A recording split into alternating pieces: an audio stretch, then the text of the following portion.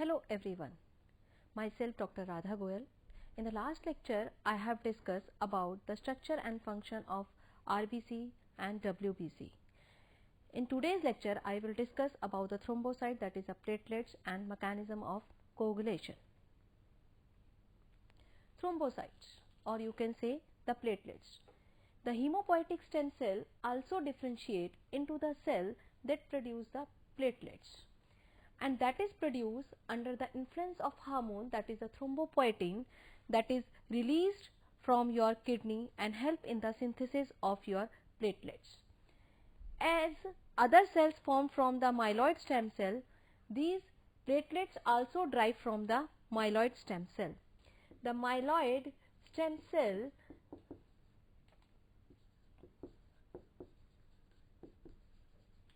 they form precursor cell, that is megakaryoblast, which divide many times and form the megakaryocytes. These megakaryocytes they divide many times and form 2000 to 3000 fragments. These fragments, each fragment, they are enclosed in a membrane that is called your platelets. 1,50,000 to 4 lakh platelets are present in each microliter of blood. The platelet is irregularly disc-shaped 2 to 4 micrometer in diameter and has many vesicles but no nucleus. As it has no nucleus, that means it cannot reproduce.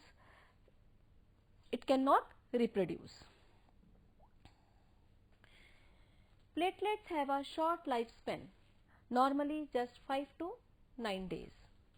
And aged and dead platelets are removed by the fixed macrophages in the spleen and the liver. Normal platelet count is 2 lakh to 3,50,000 per cubic millimeter. Now, the function of the thrombocyte. The main function of platelet is the maintenance of hemostasis. Hemostasis is the stopping of blood loss from damaged blood vessels. Now, it also releases the chemicals that promote vascular spasm and the blood clotting. Chemicals like your serotonin and your AGP and the thromboxane A2. These are going to be released, which are essential for your blood clotting as well as for the vascular spasm. Now, the hemostasis is a sequence of response that cause bleeding to stop. When the blood vessels are damaged or ruptured, the hemostatic response that should be quick. 3 mechanisms reduce the blood loss. First one, the vascular spasm. Second one, the platelet plug formation. And the third one is the blood clotting, or you can say the blood coagulation. Hemostasis that prevents hemorrhage, the loss of a large amount of blood from the vessels. Now come to the first step of your hemostasis, that is a vascular spasm. When arteries or arterioles they are damaged, the circularly arranged smooth muscles in their walls contract immediately. Means the smooth muscle cells after injury they are going to start contraction. A reaction, this is called your vascular spasm. As the contraction started, the platelets contact with our damaged blood vessels and their surface becomes sticky. As the surface becomes sticky, the platelets going to adhere to the damaged wall, and after that they release the serotonin, which is a potent vasoconstrictor and constrict the vessels and reducing the blood flow through it.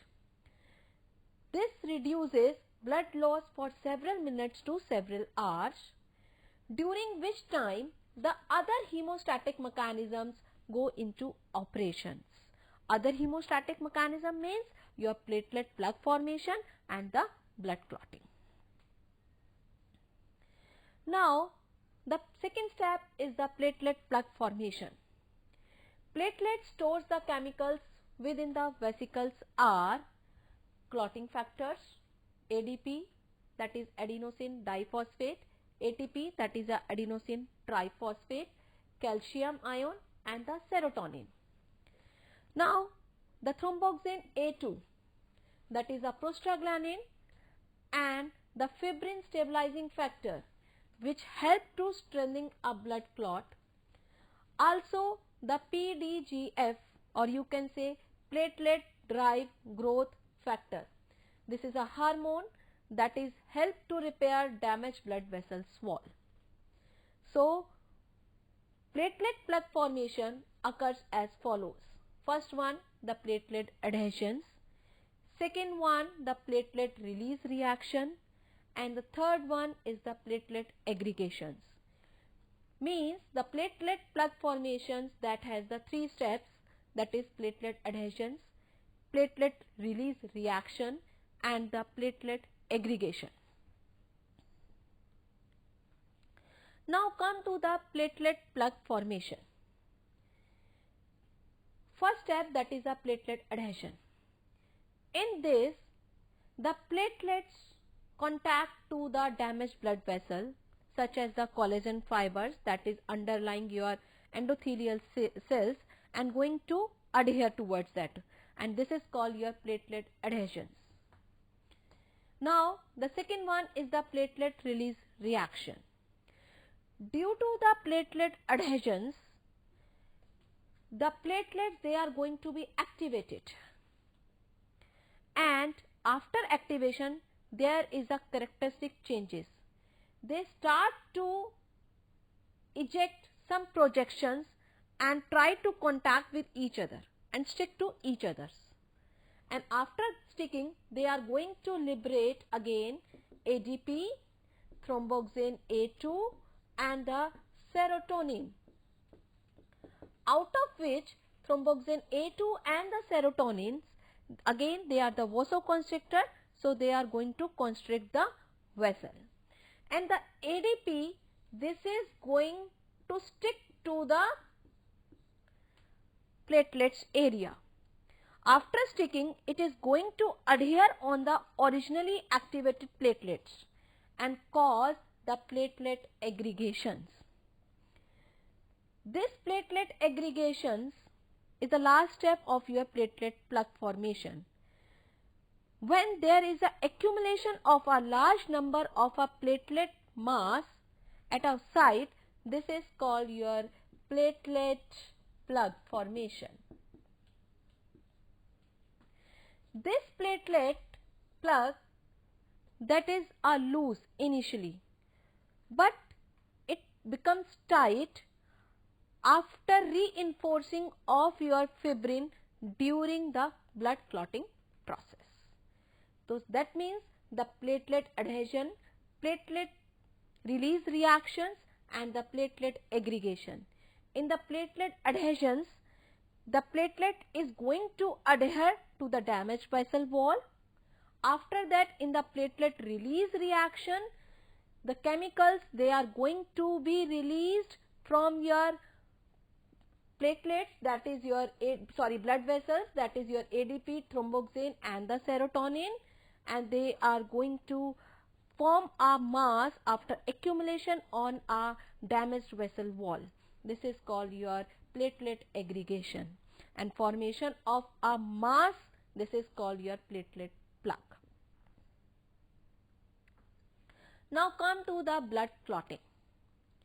The process of gel formation called clotting, or you can say the coagulation. It is a series of chemical reaction that culminates in formation of fibrin thread. If blood clots too easily, the results can be thrombosis, that is clotting in an undamaged blood vessel. If the blood takes too long to clot, hemorrhage can occur. Now, the clotting can be divided into 3 stages. 2 pathways, that is called extrinsic pathway and the intrinsic pathway. Both pathways lead to the formation of prothrombinase. And the next step is same for both, that is for extrinsic as well as intrinsic pathway, and that is referred to as the common pathway. Next step is prothrombinase, that is going to convert prothrombin into an enzyme, that is thrombin. Now prothrombin, that is a plasma protein formed by the liver. Thrombin converts soluble fibrinogen into insoluble fibrin. That fibrinogen is another plasma protein formed by the liver. Fibrin forms the thread of the clot. That means now the 3 stages. First one, the extrinsic and intrinsic pathway. Second one is the prothrombinase converts prothrombin into an enzyme thrombin, and thrombin converts soluble fibrinogen into a insoluble fibrin. Let's see. This is your extrinsic pathway and this is your intrinsic pathway. This extrinsic pathway, that is short, that means that has a fewer steps and take shorter time than your intrinsic pathway. Why it is called extrinsic pathway? Because the tissue factor that comes, or you can say that leaks into the blood vessel from the outside. That's why it is called your extrinsic pathway. Now come to the intrinsic pathway. This is your large and has a more steps and takes more time to complete than your extrinsic pathway. It takes approximately 3 to 6 minutes to complete. Now, the tissue factors, they are going to be leak into the blood vessels from the outside of the blood. They are going to activate factor 10th in the presence of your calcium ion. Once the factor 10th is activated in the presence of factor 5th and calcium ion, it is going to form the prothrombinase. Now come to the intrinsic pathway.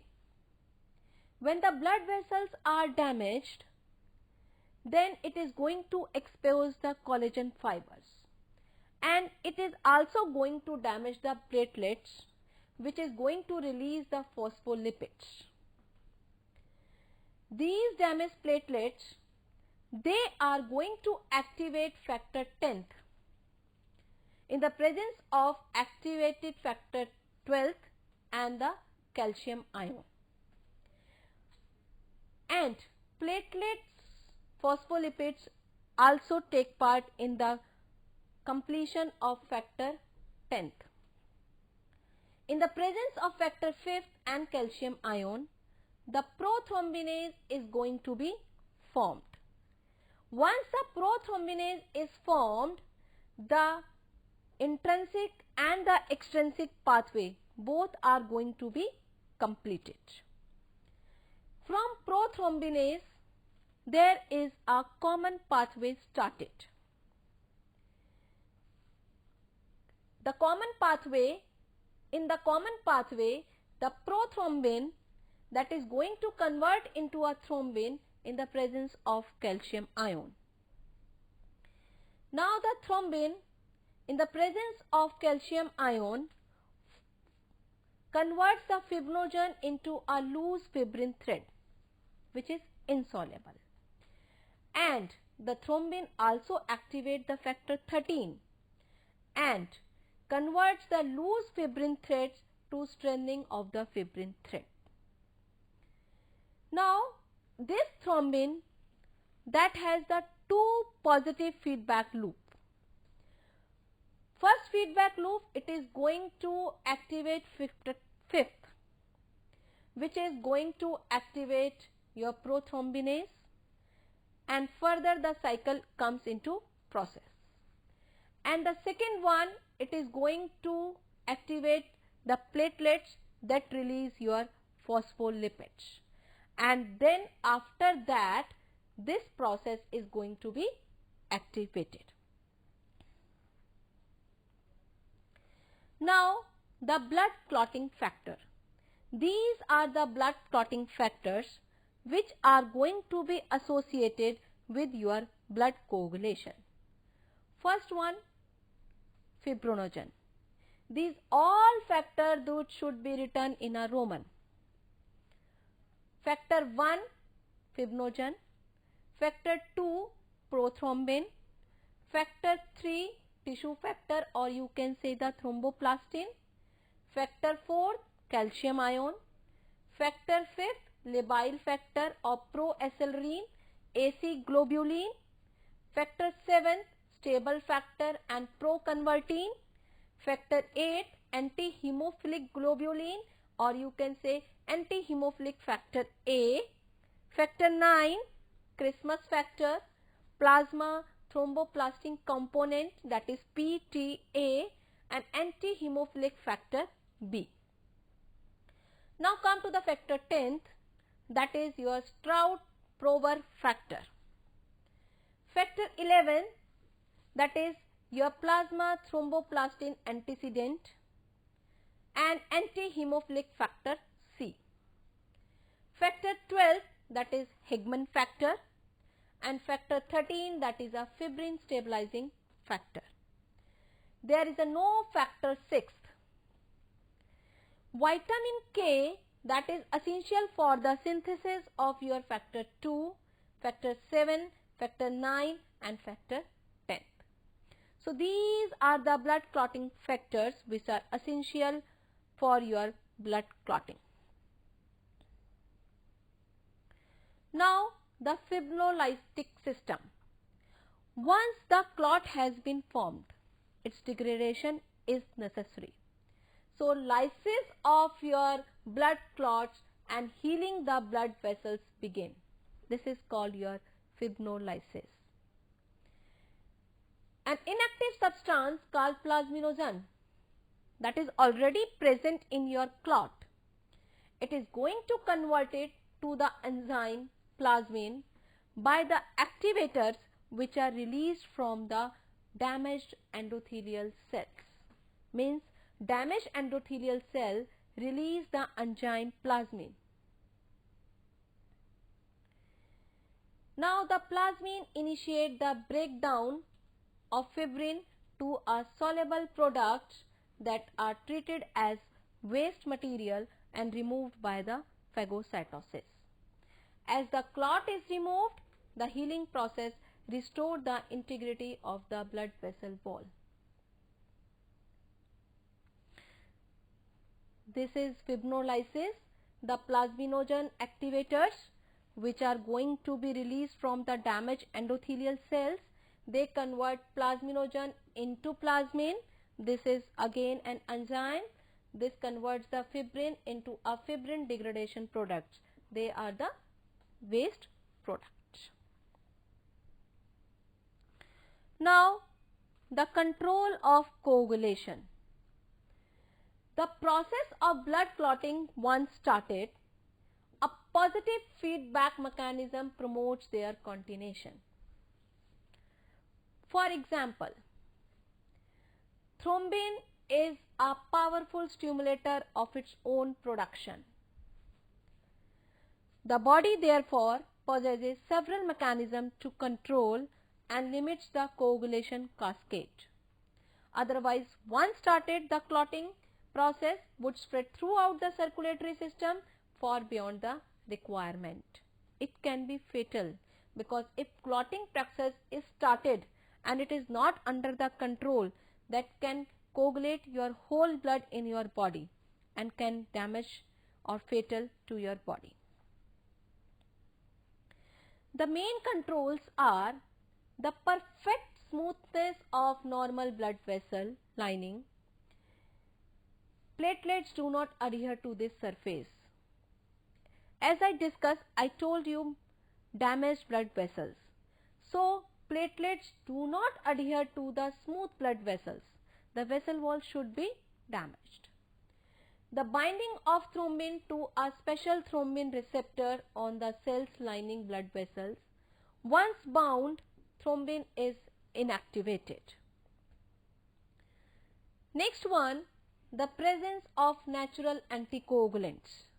Example, the heparin, which is present in your blood, which inactivates the clotting factor. Now, the another anticoagulant, that is activated protein C, that is APC, that inactivates the two major clotting factors, that is factor 5 and factor 8. They are the highly procoagulant factors in the generation of thrombin, which is crucial element in blood clotting. Now together they are part of the prothrombinase complex. Babies that lacks the ability to produce APC, that is activated protein C, due to genetic mutations usually die of blood clots in infancy. So activated protein C, that is another anticoagulant which inactivates the major clotting factor, that is factor 5, which is essential, and factor 8. Again, this is very essential for your blood coagulation. Now the disorders. First one, thrombocytopenia. This is defined as the blood platelets count below 1,50,000 per cubic millimeter. But spontaneous capillary bleeding does not usually occur unless the count falls below 3 lakh per cubic millimeter. It may be due to reduced rate of platelets production or increased rate of destruction. Thrombocytopenia, that means the platelets count below 1,50,000, but the bleeding does not occur below 30,000 per cubic millimeter. Now the thrombocytosis, this is a condition in which there are an excessive number of platelets in the blood. Too many platelets can lead to certain conditions including stroke, heart attack, or clot in the blood vessels. Now the hemorrhagic disease of the newborn. Spontaneous hemorrhage from the umbilical cord and intestinal mucosa occurs in babies due to deficiency of vitamin K. This is most likely to occur when the baby is premature and the intestinal bacteria needed for its synthesis in the infant's bowel are not yet established. Means infant's bowel, they have lack of intestinal bacteria which is required for the synthesis of vitamin K, and due to deficiency of vitamin K there may be a hemorrhagic disease of the newborn. Now let's revise the session.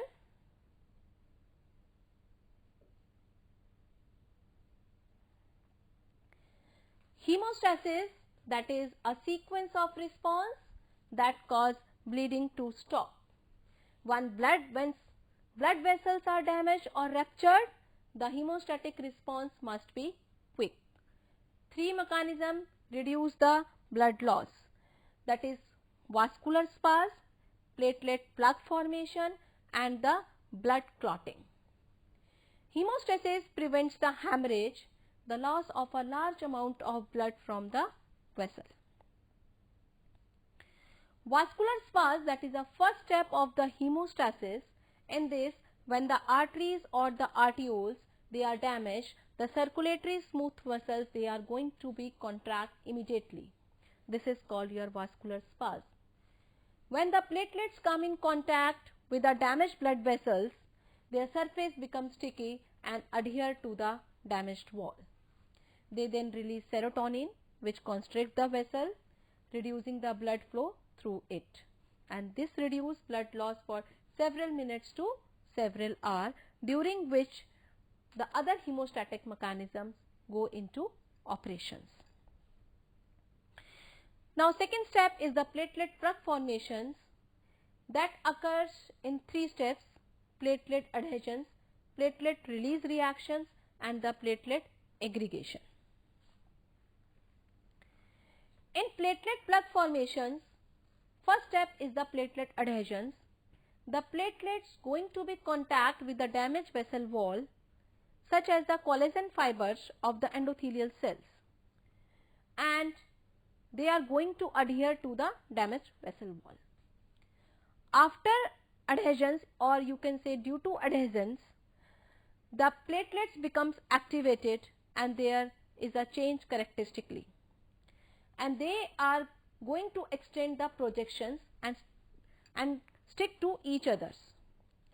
After sticking to each other, they are going to liberate ADP, thromboxane A2 and the serotonin, out of which thromboxane A2 and the serotonin, they are the potent vasoconstrictor, and the ADP, they are going to stick to the platelets and going to adhere to the originally activated platelets, and the accumulation of the platelet at a particular site or the damaged vessel wall started.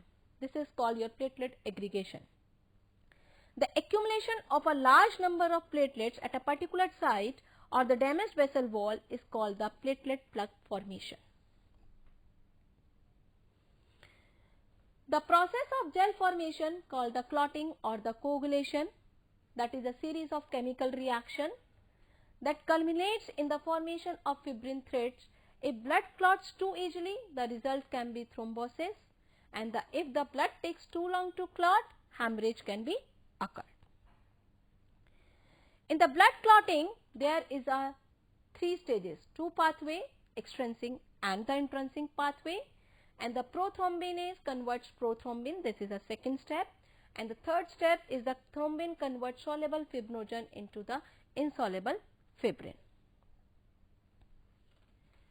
In the extrinsic pathway, that is a shorter pathway and has a fewer steps and takes less time than the intrinsic pathway.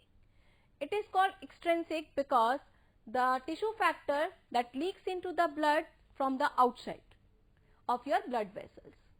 In the presence of calcium ion, it activates the factor 10th, and in presence of factor 5th and calcium ion, it forms prothrombinase. Once the prothrombinase is formed, the extrinsic pathway is completed. Intrinsic pathway has a more steps and take more time to complete its cycle than the extrinsic pathway. When the blood vessels are damaged, they are going to release some chemicals and also going to activate the phospholipids. They are going to activate factor 12. In the presence of calcium and the phospholipids, they are going to activate factor 10th. In the presence of factor 5 and calcium ion, they activate the prothrombinase. This is a common pathway. Now, the prothrombinase in the presence of calcium ion converts the prothrombin into thrombin, and in the presence of calcium ion, this thrombin converts fibrinogen into loose fibrin, and also activate factor 13, which converts the loose fibrin threads into the strengthening fibrin threads. These are the factors, blood clotting factors: factor 1 fibrinogen, 2 prothrombin, 3rd tissue factor, 4th calcium, 5 labile factor, 7th stable, 8th antihemophilic globulin, 9th Christmas factor, 10th Stroud-Probert factor, 11th plasma thromboplastic antecedent, 12th Hagman factor, and the 13th, that is a fibrin stabilizing factor. Now, the fibrinolytic system, in which the plasminogen activator, which are going to be released from the damaged endothelial cells, convert the plasminogen into plasmin, which converts the fibrin into a fibrin degraded products. They are the waste products. And the control of coagulation is essential through your positive feedback mechanism. Once the thrombin, that is a powerful stimulator of its own production, and the body therefore possesses several mechanisms to control and limits the coagulation. Second one, the smoothness of the normal blood vessel, because the platelets do not adhere to the smooth surface, and the binding of thrombin to a special thrombin receptor on the cells lining blood vessel. Once bound, thrombin is inactivated. The presence of natural anticoagulant, that is a heparin in the blood, which inactivates clotting factors. Another anticoagulant, the activated protein C, that inactivates major factors, factor 5th and 8th, which are the clotting factors, and they are the part of prothrombinase complex. These are the disorder, that is a thrombocytopenia, blood platelets count below 1,50,000, thrombocytosis, there are an excessive number of platelets in the blood, and the hemorrhagic disease of the newborn, in which there is a deficiency of vitamin K. These are the references. Thank you. Stay healthy, stay safe.